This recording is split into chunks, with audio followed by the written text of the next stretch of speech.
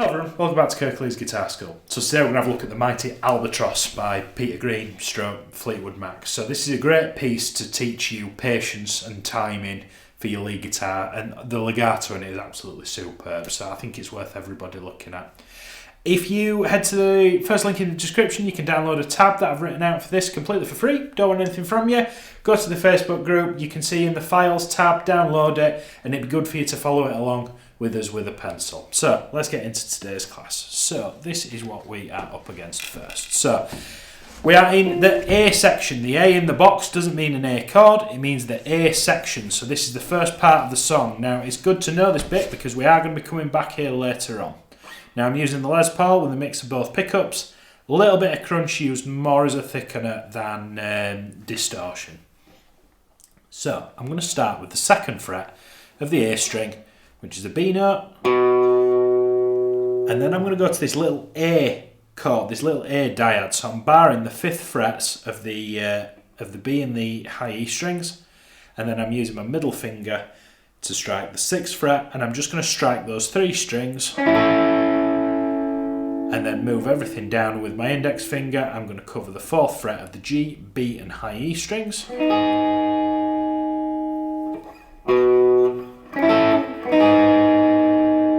And then we do the A and the G sharp again. First 2 bars.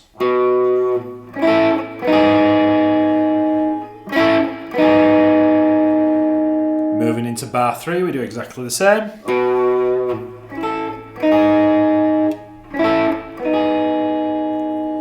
Practice that with the record a little bit. It does. It tends to catch you by surprise, that 2nd fret, a few times, and because it's in 12/8 time, the bars feel really long. So take your time. Get on with your fingers if you need to. If not, let's have a look at the. I like to call this the M&S advert bit. So for those of you that don't live in the UK, there's a popular posh supermarket chain called Marks and Spencer's. And they used this for an advert for quite a while. So I'm trying, it might make you hungry, so I apologise in advance. Anyway, so with my ring finger, I'm going to slide into the 4th fret of the A string from the 2nd fret of the A.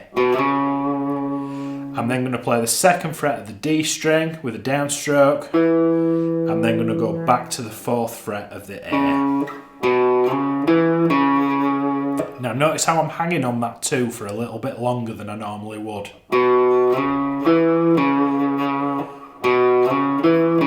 So although you're sliding into that second note, there's 4 quavers there. I'm then going to move my finger down a string, and I'm going to slide into the 4th, from the 4th fret of the D string into the 6th fret, and then back.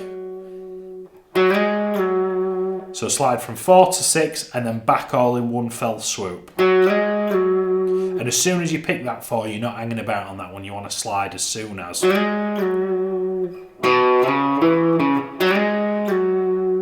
Notice how every opportunity, I say this all the time in my lessons, any opportunity that you've got to give it a waggle, please do.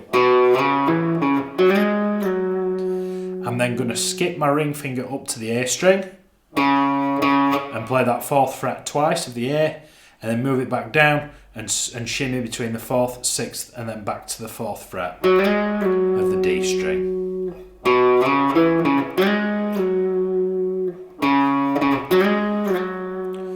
Now this end bit's a little bit, it looks a lot harder than it is. I'm then going to slide, again it's all ring finger is this, slide from the 2nd fret into the 4th on the A string, and then immediately I'm going to slide from the 3rd into the 4th. So I'm going from 2 to 4, then 3 to 4. And my plectrum should pick on the 2nd fret, and then on the 3rd fret. And you'll hear on the next slide, it resolves by going down to the D string. Let me play that whole slide for you.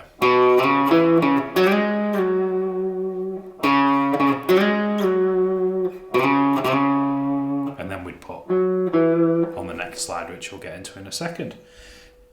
Pause if you need to. If not, let's get that 4, you see, that 4 and that 2 on the D string, and then we've got a reciprocal 4th fret of the D, 2nd fret of the A, 2nd fret of the D. So it'll go ba ba ba ba ba. You see I'm doing a lot of rolling with that index finger.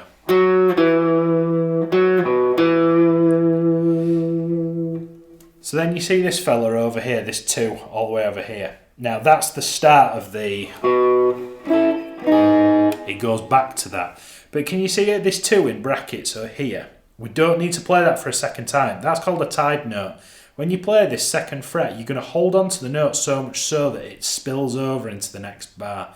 You don't have to play this 2 again. Just let it sustain over the bar until you're ready to do the... Which conveniently brings us into this bar. So you've got the...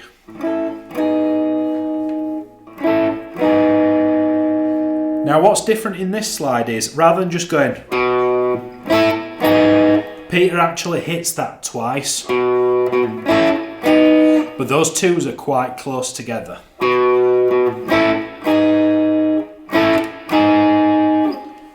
And then we go back into the, you know, you've got this da da da just as before.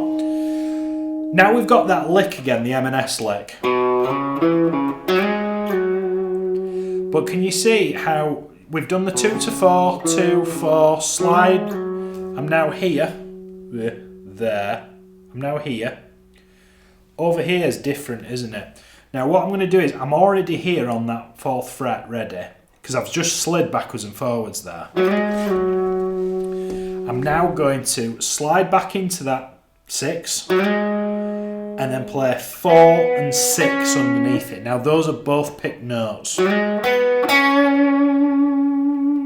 So we're coming from, just like we did at the start of the A section, start of the M&S lick mark 2, then we just tag there. You heard me slide from 4 to 6, and that continues on, he says.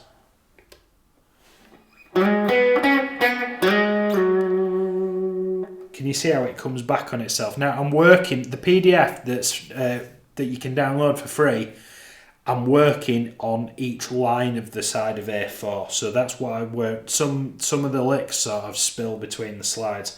I'm coming from, where am I? I'm slide number 6. So we've come from the M&S lick, going into slide 6,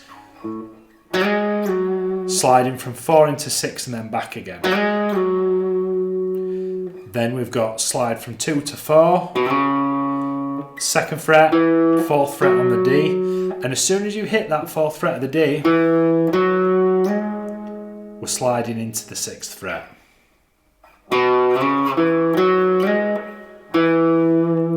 And then down to that 2. 4, 4, 2. Let me just play you a little bit, because you need both of those 2 together in context, because otherwise you just feel like you're learning 3 or 4 notes at a time, and it doesn't really... What I'd recommend is I'd corner off those 2 bars starting from here. I'd get that under your fingers into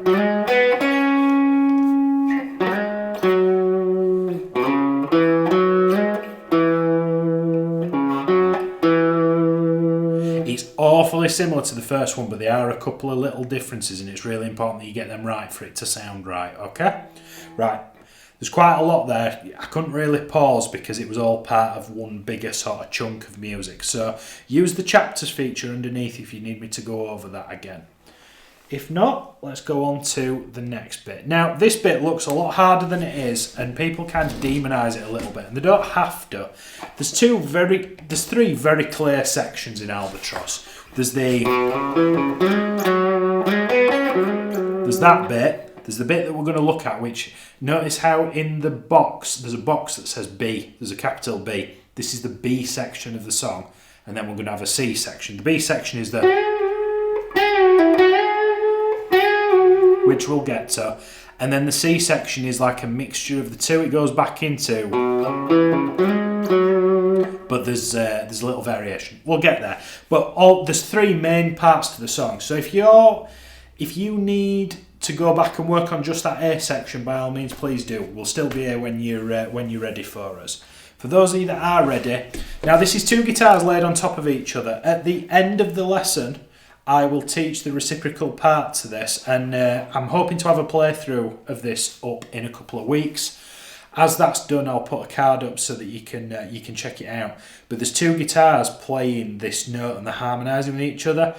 It's hard to say who's doing what, but I think this is Peter's part, and given the chance, this would be my preferred one to play. So we're doing a lot of bends on this 11th fret. So 11th fret of the G, we're going to pick it and bend it up a full step. So we're bending the 11 up so much so that it sounds like a 13. I'm going to bend it up, bring it back down, and then bring it back up again. Can you see how the line goes up and down and then back up again? And you see how there's a tied note between those two 11s. So I'm bringing it up, and then I bring it back up.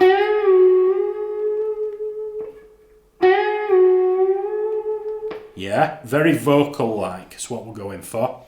Moving into the third note, we bend the 11 back up and down one more time, and then we pull off to the 9. So that whole bar. It's quite a unique sound. And then in the second bar, I'm going to bend it again, and I'll leave it up there. In the third bar is a mirror of the first, so bend the 11 up and down twice. Bend it up. Pick off to the 9. And then in the fourth bar, it starts just the same as bar 2, but we bend it up and down twice. All in all, you get...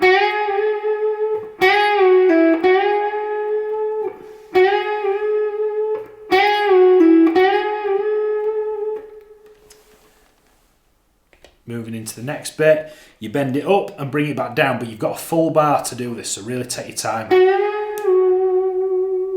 Do it again, and then pull off from 11 to 9.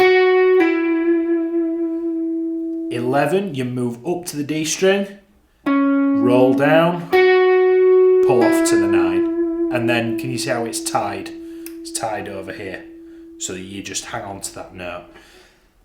Start from the beginning of that.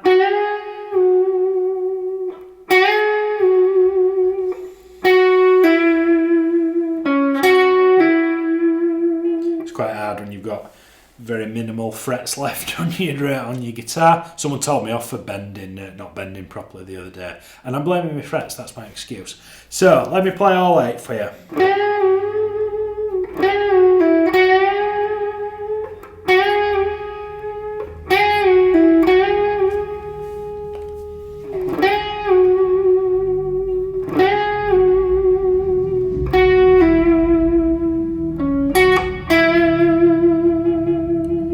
And that's repeated twice. So this next bit is quite high up the dusty end, so I'd recommend using a sort of darker tone for this, otherwise your neighbours might fall out with you. So it's all based around the 19th fret, so we're going to slide from fret 17 of the high E string up to fret 19.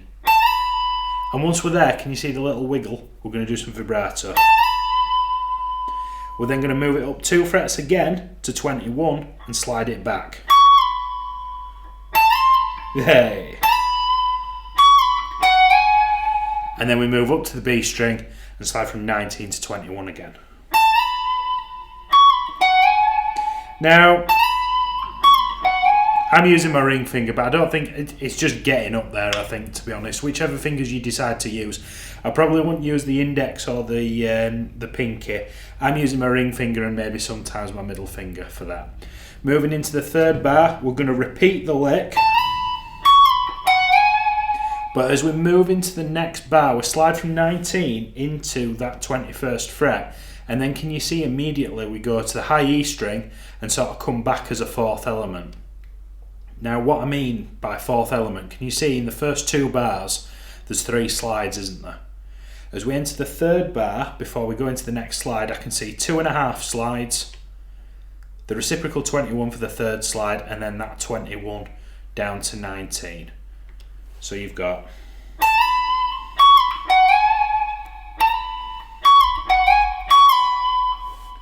pause the video and get that under your fingers if you need to.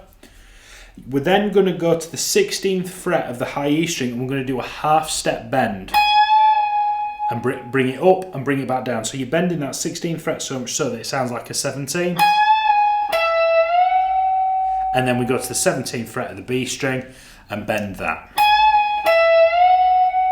A full step. And we do that twice, so you'll go.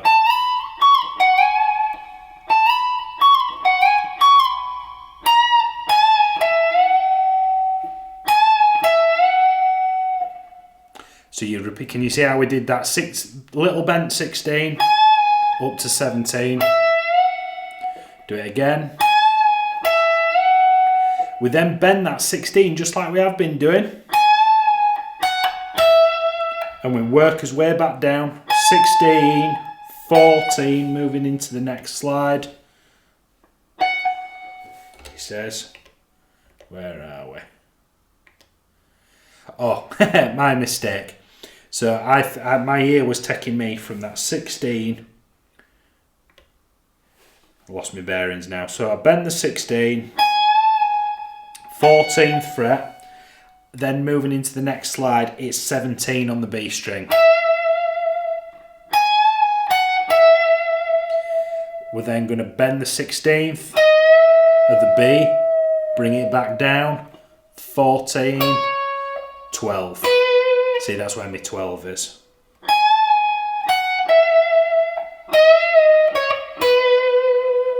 Now, we start, I mentioned earlier the C section. So we're now at the C section. That 12 is the end of that bit, of the end of the B section. This 2 all the way over here is the start of the.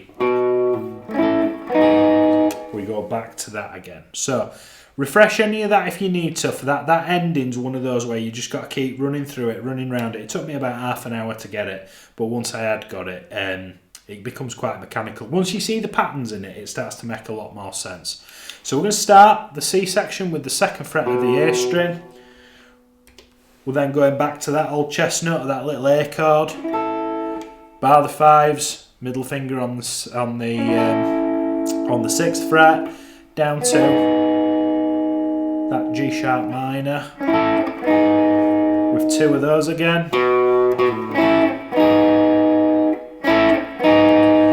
Now for the 3rd time we're going to the M&S lick, slide in with the ring finger,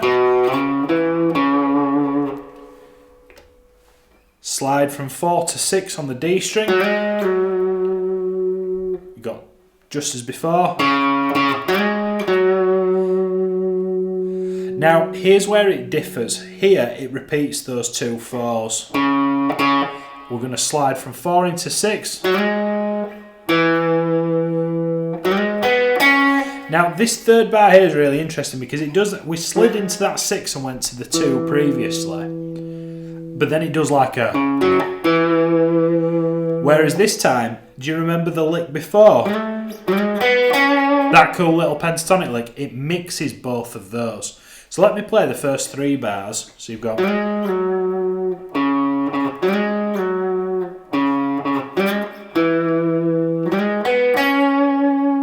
And then you got the 4 and the 6 in bar 4 again. Slide up to 6, slide back down. Slide from 2 to 4 on the A string. 2, 4. And it's gonna carry on that again. It's probably again print off the tabs. That's what they're there for. Scribble with them all over them with a pencil. Make your own notes. Let me play those 4 bars as it is.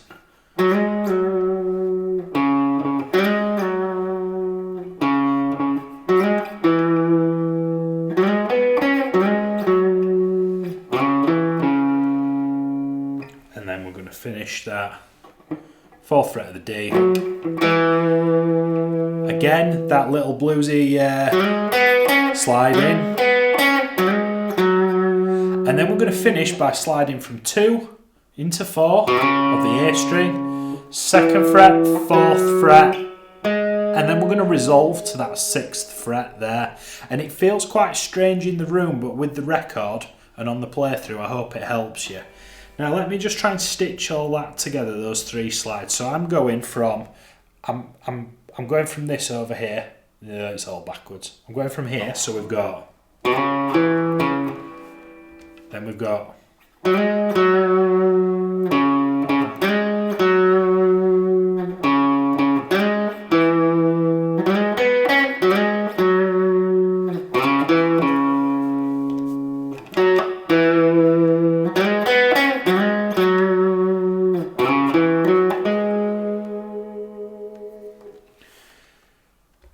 so that end bit I struggled with the most out of the whole piece when I was revisiting this to do this lesson.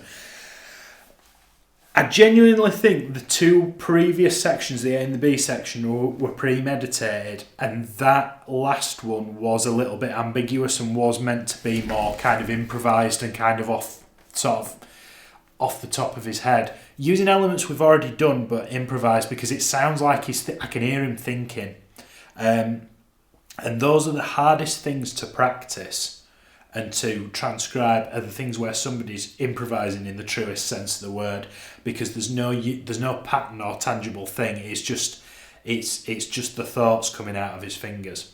So that's the whole lesson of everything that I'd play along to that. But I just want to have a quick look at this. This is the reciprocal harmony. You know when we were bending the 11th fret in the B section, for your reference, and this is at the bottom of the PDF for you to download, at the bottom of the 3rd page as well. This is the reciprocal part, so instead of bending all the 11s on the G, we're going to bend the 10th fret of the B string.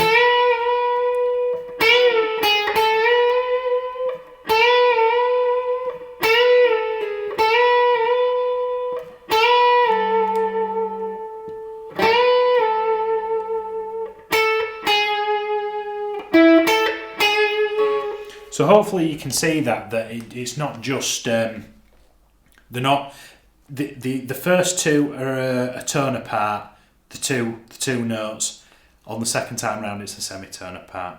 So this was a little bit more difficult compared to some of the other stuff that we've looked at, but it's all very much the same formula. Just keep breaking a chunk off, work on it, bolt it onto the existing that you've got, and just keep sort of working on a bit, add it to the pile, working on a bit and add it to the pile. Even after all this time, that's how I learned. So if there's anything else that I can do around this, if you want to tones, let's not forget about tones. Peter Green famously used arguably the most famous Les Paul in the world, Greenie. This is my Les Paul, it's an 82 standard. I'm using the middle pickup position with just a little bit of crunch, but not to make it, I mean it will growl if I hit it, but it's more as a thickener. It's not really that. Sort of edge of breakup-esque, but using the Les Paul and sort of darker kind of tones that humbuckers give you, it gives you that really creamy sound that we're looking for. So, let me know in the comments what you'd like me to look at next. There'll be a playthrough of this coming in the next couple of weeks. I'll put that in the description if, as and when that materialises, and I'll see you next week for another electric guitar lesson. Thank you so much.